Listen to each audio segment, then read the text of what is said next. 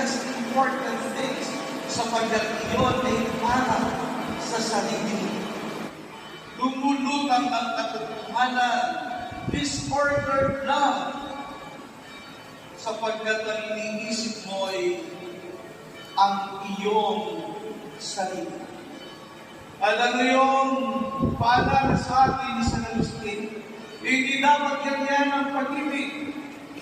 Ang pag-ibig dapat rightly ordered love.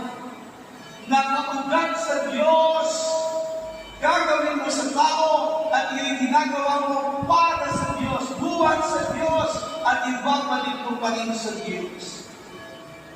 Kaya nga parang pindan, hindi ka masasaktan pag ang pag-ibig ay nagmumula at para